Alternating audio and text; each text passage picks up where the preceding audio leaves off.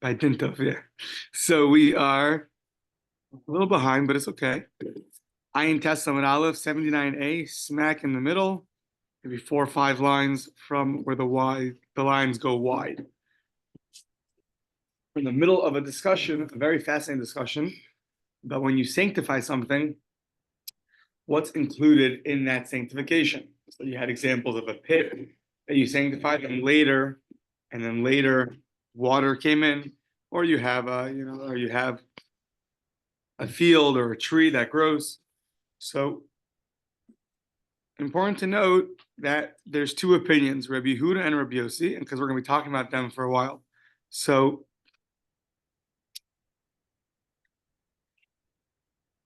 Rabbi Yehuda is the one who said that if you have a pit and then water came, if you have a pit and then you sanctified a pit and then water came in, or you have this area of ground which you use as your garbage bin, and then later it got filled up, or you have the birdhouse, the dovecot that gets filled with birds afterwards, or you have a tree and then payers come afterwards. All of those cases, Rabbi Yehuda says there's only me'ilah, there's only the halachas of me'ilah when you misuse sanctified objects, only by the thing itself, by the pit or by the dovecot or by the garbage bin or the garbage area. Those things themselves you get me'ilah, but not the things that grow afterwards. So, and Rabbi Yossi says, why?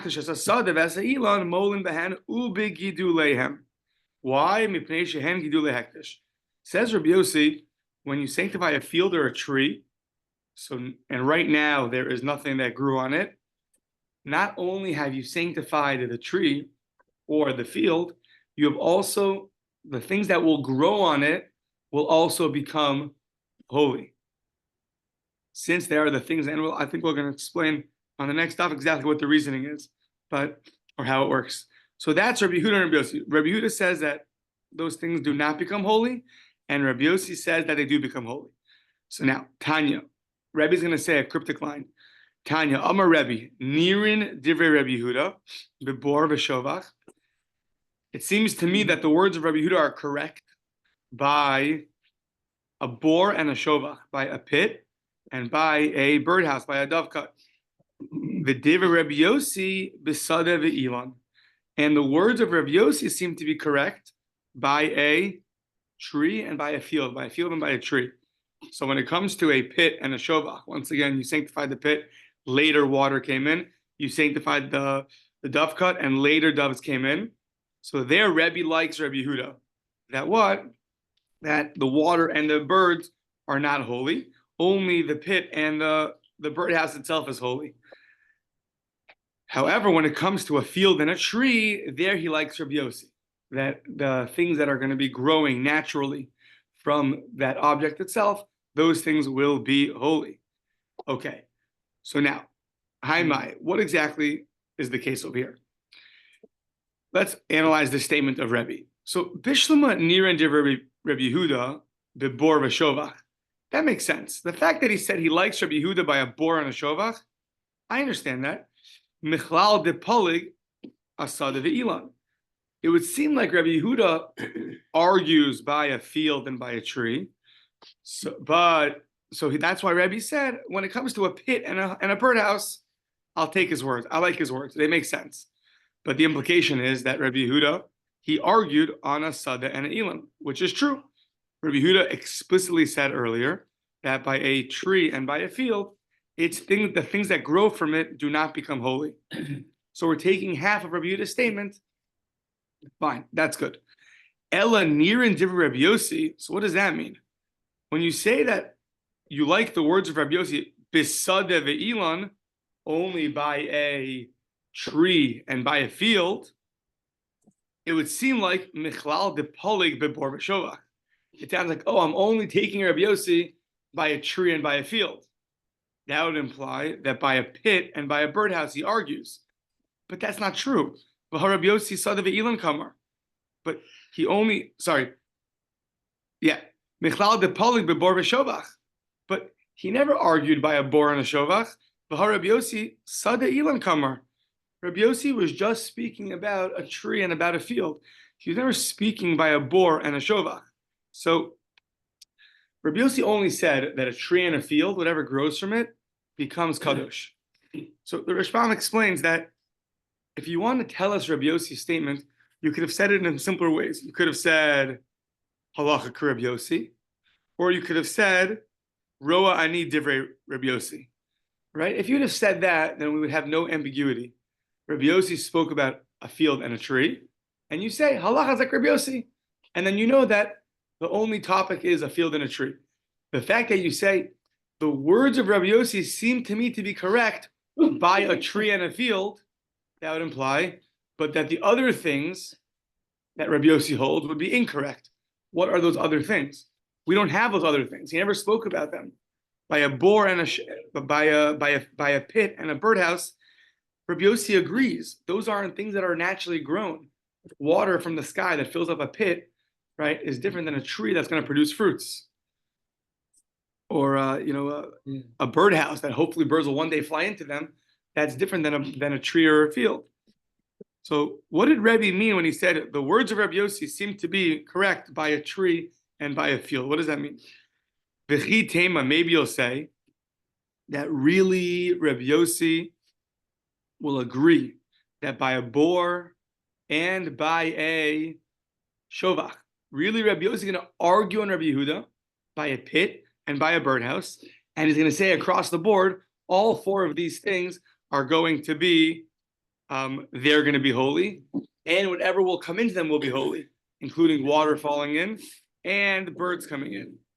And when Rabbi Yossi only spoke about a tree and a field, it was lidvarav Rabbi Yehuda kamar.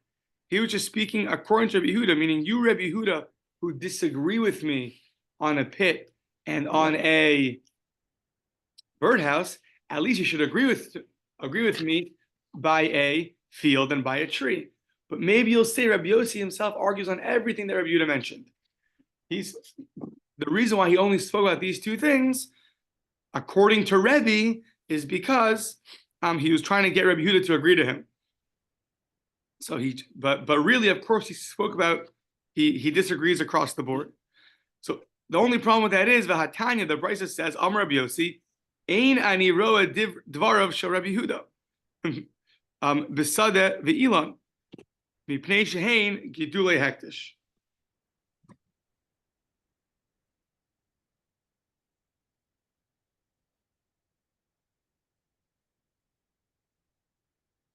Yeah, they changed the. Yeah, Amar Rabbi Yossi, ein ani roa divrei. Change it too. Ein ani roa divrei dvarav or divrei shel Rabbi Yehuda, meaning we have a brisa saying that Rabbi Yossi does not agree with Rabbi Yehuda by besada ve'ilan mipnei shein gidulei hektish. So says the Gemara, besada ve'ilan, meaning he disagrees with Rabbi Yehuda only by a field and by a tree. So we have another brisa that says, I do not agree with Rabbi Yehuda by a field and a tree.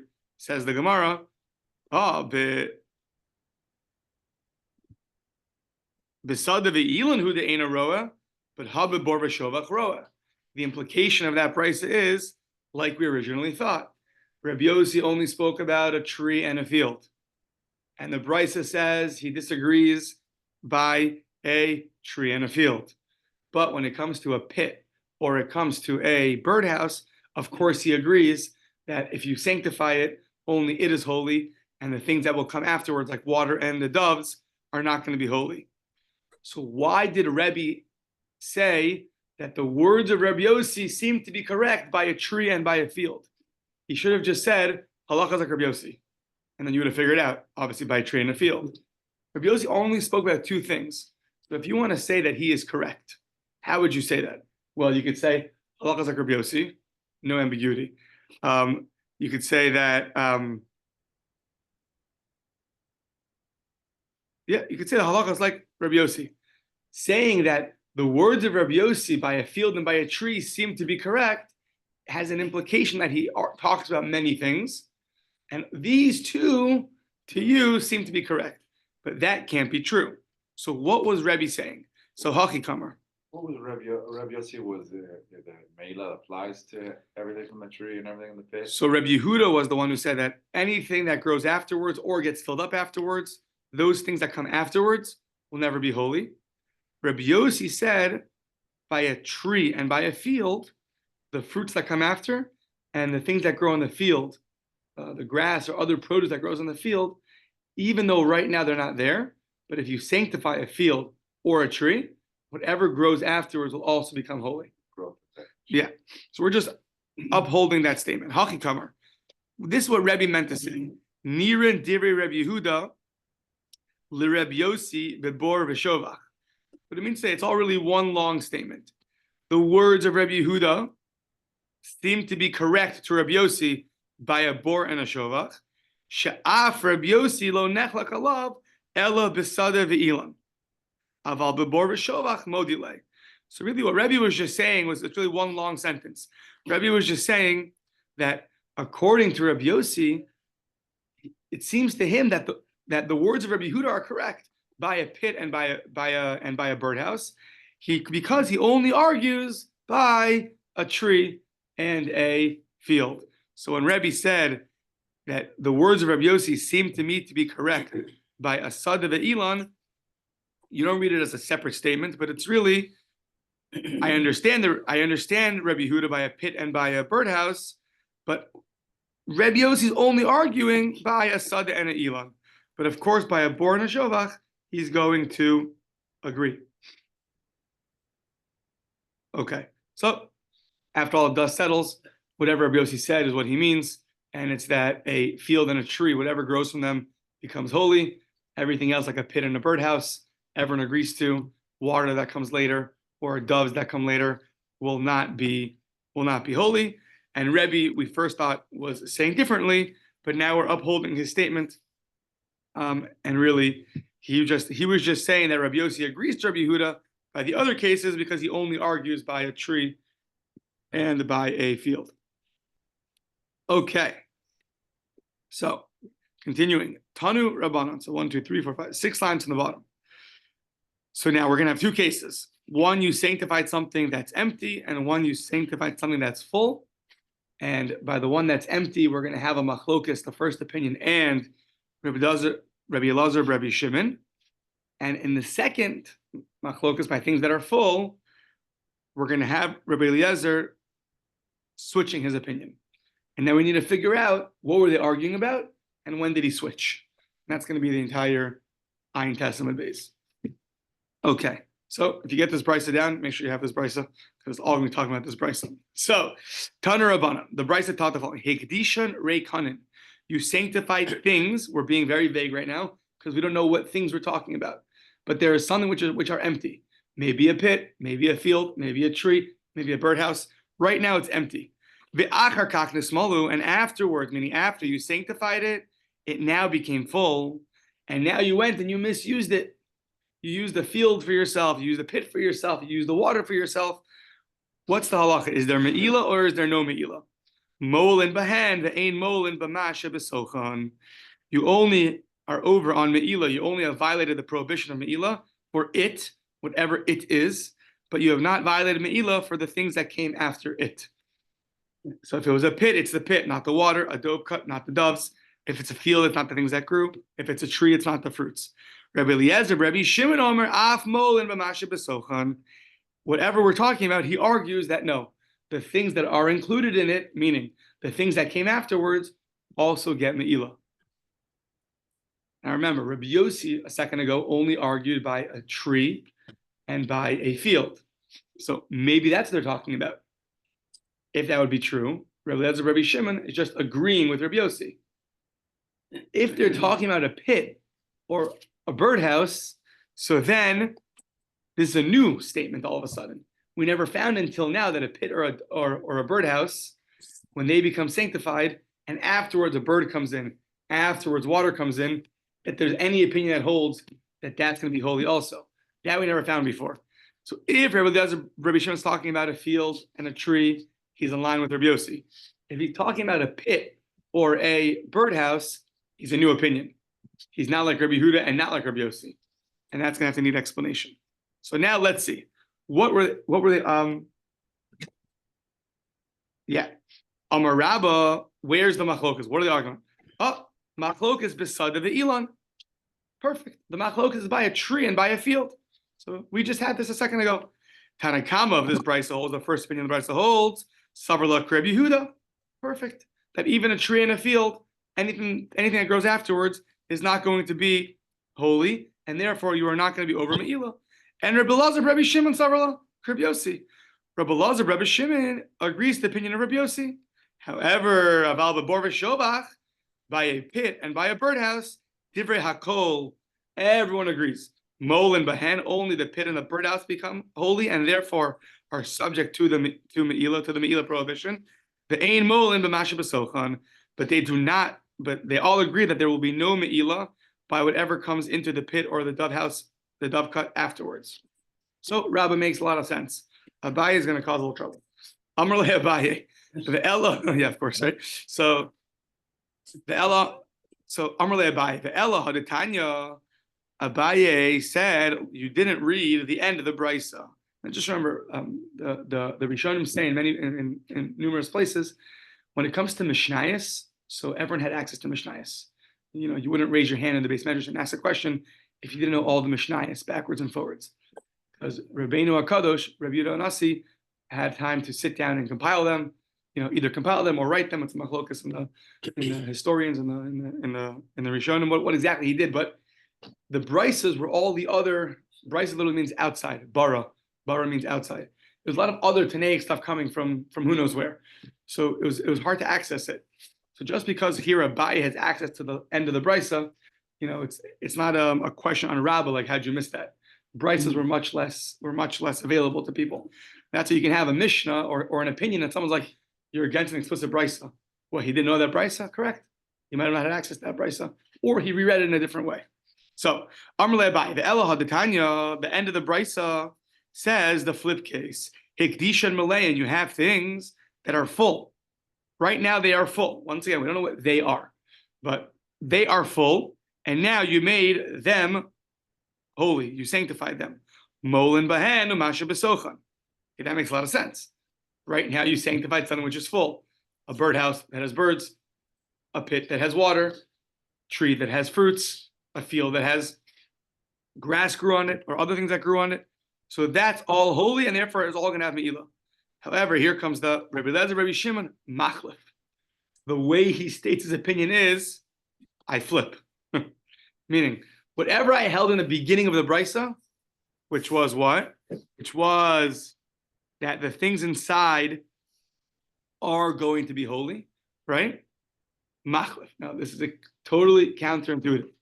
The beginning of the brisa said, when you have things that are empty and then filled afterwards, there he said, Rabbi Lezer, Rabbi Shimon said that even things that come afterwards are going to be sanctified. So right now we're talking about a tree and a field. And he said that any fruits that grow afterwards, someone empty. So you had a tree that did not grow fruits that grow afterwards, there he said that there will be Me'ilah on those fruits. Now we're talking about something which is full, and he says, I switch. Machlef, I switch. Meaning that even though there are right now, let's say trees that have fruits growing on them, right now there are fruits growing on them, only the tree is holy and not the fruit. Oy, exactly, very good. Oy. Yes, I'm sure the Rashi says oy. He's not live right now, but the Rashbam will say it before. Yeah, so now, if we're talking about a tree or a field, it's not going to make any sense. Because if you have a tree and the fruit that grow afterwards are going to be holy, then how can you say that the fruits on it right now are not holy? That's Abaye's question on Rabbah. So Abaye says, look at the end of the brisa. Turning the page. The ibistei ilan, the v'ilan, sorry. If you're talking about a field and the tree, so amai machlef. Why in the world would he switch his opinion? It doesn't make any sense. So therefore, Abaye is trying to reject Rabbah. That can't be what the brisa is talking about. Okay, so let's try the other options. Donna and Charles are on the way right now. And a dove cut, a birdhouse.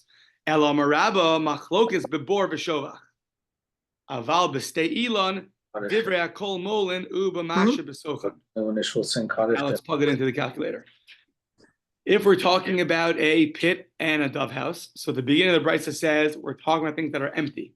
Things that are empty, that's where Rabbi Shimon says even things that come afterwards are going to be holy.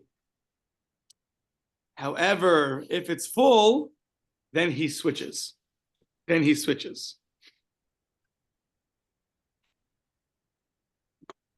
Right. So now this also is going to need an explanation. Why buy a pit that is empty?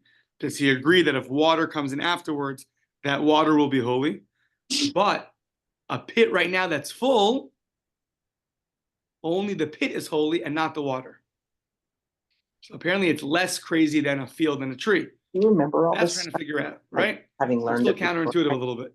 Okay. A pit that you sanctified, No, but I mean, that does it? water came in afterwards. That's what I mean. Rabbi Shimon says that water is holy. A pit that has water in it right now that you sanctified, pit holy, water not holy. Yeah? Still counterintuitive, right? Yeah, still okay, good. We're still in the world of oy, good. So as long as we're in the world of oy, then there's more Gemara to read. You sound like Tisha B'Av. Exactly. Oy, yeah. So says the Gemara, what are the arguments? Ubor v'shovach berei kanin, when it comes to a pit and a shovach and the birdhouse berei kanin that are empty, and afterwards water and birds come in, b'mayi pligi, ub'malein, when their water is already in the pit and the birds are in the birdhouse, b'mayi pligi.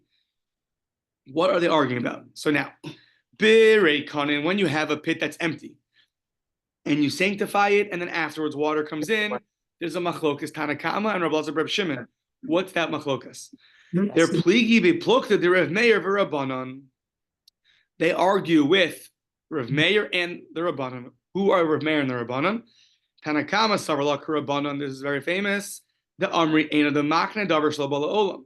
Tanakama says you're never allowed to sell something to someone else that has not come to the world yet. Right? So since you can't sell a water that will come into the pit, you also can't sanctify water that will come into a pit. Rabbi Lazar, Rabbi Shimon, Savar of Meir. Rabbi Lazar, Rabbi Shimon agrees to Rav Meir, the Amar, Adam Makne Davar Shlo Bala Olam. Since a person can sell something that has not come into the world, he's also able to sanctify something that cannot come into the world. There's food for thought. There are 3 opinions in your art scroll footnote on this line of the Gemara, because this case is much worse than a regular case. In this case, there is very hard to understand how you have sold, meaning how have you given over to Hektish, to the Beis HaMikdash, the future water. You don't own the future water. Right. So that's the big question of the Rishonim. It makes no sense. How did you have the ability, to give something over which is totally beyond your control? Okay, so look there for the 3 footnotes, but we're about to reject this line anyways. So that makes sense, right? Things that are empty is really a very big machlokas. Do you have the ability to acquire things that have not yet been, have not come to the world yet? Classic cases it's called Peiros Ledekel. A dekel is a palm tree. You're selling the fruits for the palm tree. So meaning when you sell a tree, you sell not only the tree, but the future produce that's going to come with it too. So says the Gemara, okay, Eimer Deshama said Rav Meir. We only heard Rav Meir have this big novelty, the big chiddush, by a tree, that when you sell the tree, you can sell the future fruits too. You know why? Because Kigon Peiros Dekel de Avidi de Asu. Right now, when you have a tree, the tree always grows fruits. So even though it's hard to understand, but we can at least understand a little bit. You can see the trees, the fruits already coming.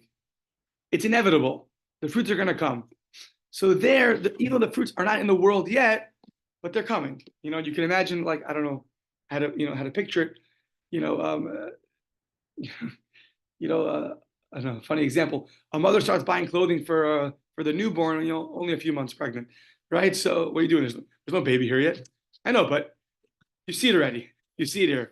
Maybe that's a little bit different, but it's so, when you have a tree that's always growing stuff, you can even see something right now, the tree. The tree is made for fruit, so you see the potential.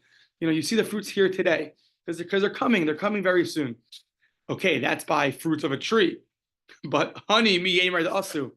What are you, Hashem? You can determine that the board is going to be filled up with water? You have no idea. There's a whole Masechus Tainus about what happens when there's a drought for months at a time. What? Correct. That's a good question. Right? Do you sell it at the beginning of a thunderstorm? That's a good question. Yeah. Or birds coming to a birdhouse. How do you know birds can come to a birdhouse? What do you like? Oh, says Rava. Okay, that technical questions. I'll give you a technical answer. So, Amarava, no, Mishkaka. So we found the case. B'mayin habayin derech hatzero. You have water that's going to be irrigating your pit from your courtyard. You have an irrigation system, and therefore water is going to be also inevitably coming into your pit. You set it up that way. Like in Israel, they have all these little pipes going all through. They have a wonderful irrigation system there. They can irrigate certain plants, certain things. So too here, you're irrigating your pit. What about the birdhouse? The yonim habayin derech shovcha l'shova. Seems like you have another birdhouse there that the birds often frequent. And since you have a birdhouse next to your birdhouse, they're also inevitably going to come to the other bird. Yeah, exactly, to visit the neighbors. Yeah, if it's a random birdhouse somewhere, you don't know. But since they're already coming to the birdhouse next door, so they're happy to jump over into this birdhouse. Okay, so that's the first half of the brisa. Check. What are they arguing about? A very big machlokas, a very big dispute. Can you sanctify things that have not come into the world yet? Tanakama says no, and Rabbi Shimon agrees to Rav Meir that yes. So too by sanctity objects, by things that are holy, you can even give over things that have not come into the world yet, such as water and the birds. Say if there's a certain probability that something's going to happen. Right. You got a good question by a thunderstorm. That's a very good question. That's not. We're talking about a case where who says it's going to rain tomorrow? Right. But they talk about right. They talk about by a by a sukkah. They talk about right. So we're in America. It's very cold, and we're in Portland, and it's rainy. But imagine you're in Israel for sukkahs. So standard by everybody is you sleep in your sukkah, because that's really what you're supposed to, just to live in your sukkah. And it's usually not cold in Israel, so you can do it. If it's going to be cold, then you're going to get sick, so then you are exempt. Fine. So what happens if you check the news and they predict it's going to be pouring tonight? Are you obligated to go into your sukkah, fall asleep, and wait for the rain to come and then leave? Because once it rains, you're exempt. Or you're allowed to agree with the meteorologist and not even go into the sukkah. So once again, this is beyond the scope of this. I'm not don't take this, practically. But there's one opinion that says that you can't believe the meteorologists because they're as significant as false prophets. They predict today and tomorrow it's not true, which happens all the time. So therefore, they said just because they have it on even though they have also a certain probability, the meteorologists, but that can't determine your obligation to exempt yourself from living in a sukkah. That's interesting. Yeah. Sukkah comes early enough for you. Yeah, except for this year. There's some weeks where you can sleep. Last year was great. I mean, I don't know before last year, but last year I slept for one night. But I don't know, I was cold. Okay, so ubimilayim b'mayi pligi, by a full pit with water inside. We're very bothered by that. Rabbi Shimon switches machlef. That here, if there's water already in the pit and you sanctify the pit, the water is not holy. Ooh, exactly. So now we're going to fix our eye. And where Steve says we're going to come out of Tisha B'Av now. So after Chatzos, we can get up from our chairs a little bit. So what is that machlokas? When it's already full, Tanakama says the water is holy. Rabbi Shimon Lazar is machlef. He switches. Amarava kegon shehikdish bor stam. You sanctified a regular pit, okay. Rabbi Lazar, Rabbi Shimon sabrla kiavua. Rabbi Lazar, Rabbi Shimon goes like his father, Rabbi Shimon. What does his father say? Ga'amar danin din gavoa mi din hedyet. You can learn out a din. Din gavoa literally means a law for the exalted, the high up. Meaning gavoa is always referred to as things that you sanctify. It belongs to gavoa. It doesn't belong to you. It belongs to up high. Meaning it belongs to Hashem. That's just the way you phrase things that are kodesh. It's called gavoa. When the kohanim eat their korbanos, the Gemara says mishulchan gavoa kazachu. They merit. They're allowed to eat some korbanos, korban shlamim. It's the same thing. They're eating from the table of gavoa. It's a way to refer to up high, which means it's holy, meaning it belongs to Hashem. So, danin din gavoa mi din hedyet. You can learn out a halacha from literally hedyot, from regular everyday life to a life of sanctity. Meaning, ma din hedyot matzi amar biras vinilach mayalos vinilach. Think about it. When you sell a pit, a seller can say, "I'm selling you a pit and not the water inside the pit." So av din gavoa bira aktish mayalo aktish. Just because the pit has water, but who says I sanctify the water? Just like by a sale, I could say I'm selling you the pit and not the water. I'm giving it over to hektish. I can do the same thing. I'm giving hektish my pit. I didn't specify I'm sanctifying pit and the water. I just said I'm sanctifying the pit. So, so that would be why he holds that the water is not going to be given over to hektish. But then wouldn't the water have to be hefka? Because Ooh, that's otherwise, a good question. It's automatic mila. Ooh, that's a good question. Because you're using the pit to hold the water. That's not hektish. So meaning by a birdhouse, it's easier. A birdhouse, you have a birdhouse and you have birds inside. So the birdhouse is given over. It's hektish. You can't use that at all. The birds, you could take them out. I guess you can't put your bird in now and have it being sheltered in your birdhouse. But a pit, what do you do with a pit? That area of land is hektish. The water inside is yours. So you're asking if you use the water. So why? Why if you use the water, are you misusing the water? Because it's bemazed, it's not. I guess what it means wasn't that the pit is hektish, just the land. Yeah, just the hole, I guess. The water inside. One second.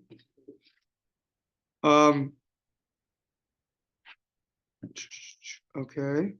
Oh, here we go. What the Rashbam says. Aval kishabor mole mayim, the hamayim va'abor shalo.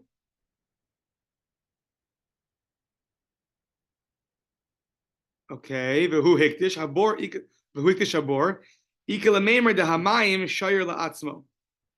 Sounds like you keep the water for yourself. I guess that area of land, that pit of land. So the water you would, for you, I guess when you remove the water, it's going to be, the next water that comes in might not be yours anymore. But that water that's there right now, I guess that water, you're basically keeping for yourself. You're saying, this water I want for myself, but the pit's going to be Kodesh. So that area of land is going to... Yeah, but you're using a Kodesh Kli. Right, you're using a Kodesh Kli. Yeah, okay, I have to think about it more. I understand. It seems that the water is for you. You're asking just why is that true? You end up being that now the Kodesh is holding your water for you. Yeah. Okay, Steve, good. Yeah, Vidin Hedyot Lo. And what, by a regular law, we don't agree that Vidin Hedyot Lo, the water's not sold with a pit. What does that mean?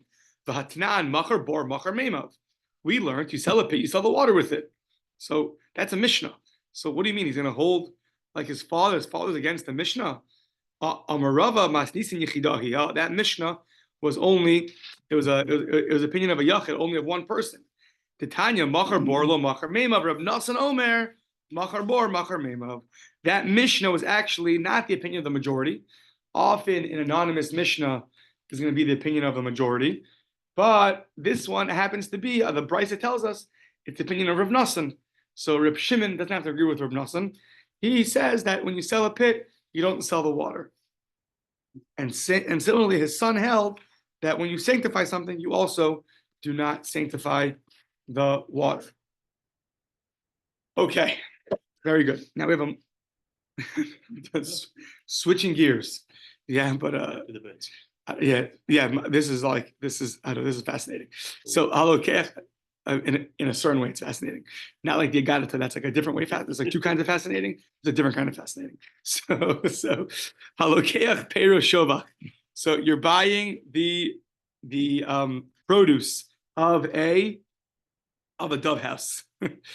Mechaver from your friend. Mafriach brecha rishona. Okay, look, we need a little background here. The Rashbam helps us out a lot. So apparently, ask your local dove cut businessman, the way it works is right now you're buying the produce of this dove house for a year, meaning you want whatever birds are coming out of this dove house, you want a year's worth of that. So the way it works is, the Rashbam says, Derech hayonim lasos shnei vlados b'chol chodesh. Every month they produce 2 children, one zachar, one nekeva, except for chodesh adar. Yeah, we have to look at what that means. It says it's, look at the Gemara in Beit Daf Yomi. Okay, maybe for Shabbos, that'll be my Shabbos homework. Yeah, so every month they produce a male and a female except for chodesh adar. I know Steve's thinking Purim, of course. Okay, we'll see. So now those children, the Hanu Vlados, the Rashbam says, after 2 months they produce their own children every month. So January, you have 2 children, but at the end of February, now the children produce 2 children. Nachas, yeah, grandchildren. So that's that. Okay, so now you want to buy the first year's worth of produce. So you have to leave the Brecha Rishona. You have to leave the original mother with her daughter.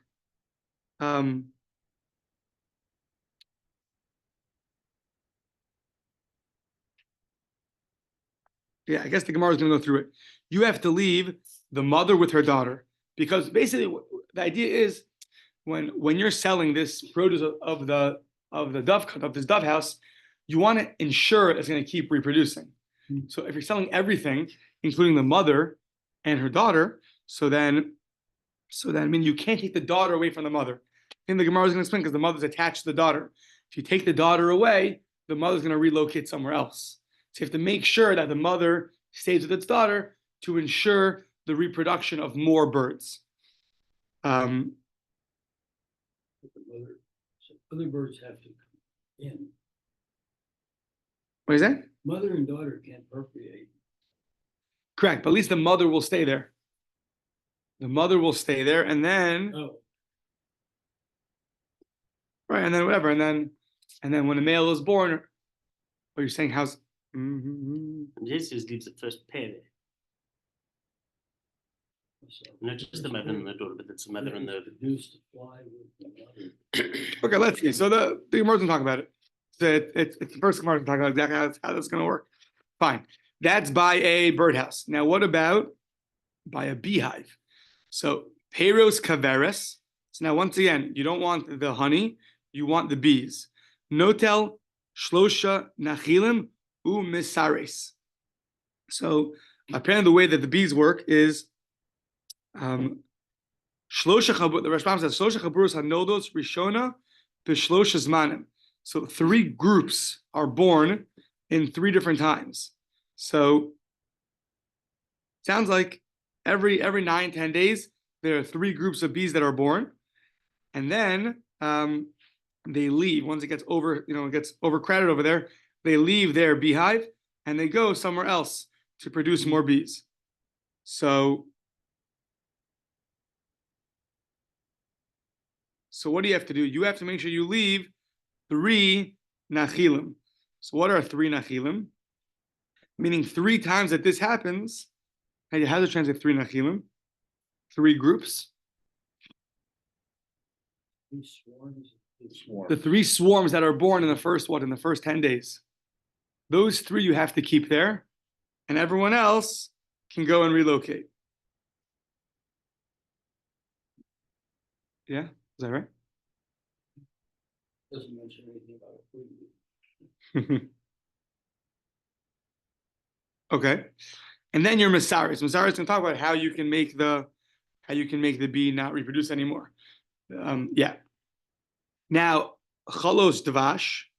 So after this hive has produced honey, you want to have Chalos Dvash. You want to have that honey. So, but you have to be maniach shtei chalos. You have to leave over shtei chalos. So it says here that that there could be 10 or 20 that are made next to each other with I guess the what's called the honeycomb with the honey there. So you have to leave 2 of the honeycombs in order that that there's going to be still ensure the reproduction of honey. that the birds can sustain themselves from. And zeisim lakayetz maniach shtei grofios. So now when you're selling the olives, you have to leave 2 grofios. What does it say there? 2 branches of olives? It says if you're selling olive trees to cut for lumber. For lumber, you have to make sure you keep 2 so that they can also reproduce. Okay, so we'll go through these cases. Okay, we have another minute or 2. Fine. V'hatanya brecha rishona v'shniya. The Mishnah says you have to leave brecha rishona, the first group of doves, meaning the mother and the. I guess you have to leave the male and the female, right? First pair, yeah. Yeah. So, yeah. However, the Brisa said you have to leave the first 2, Rishona Vishniya. So which one is it? Rav Kana lo kasha. It depends. Ha le ima. So the Mishnah is talking about. So basically, the mother has the zakar and the cave has the 2 children, and those children also have their first pair. So the Mishnah that was mentioned, Brecha Rishona, was talking about the mother's first pair. The Bryce is adding, you have to also add that first pair has to keep its pair also.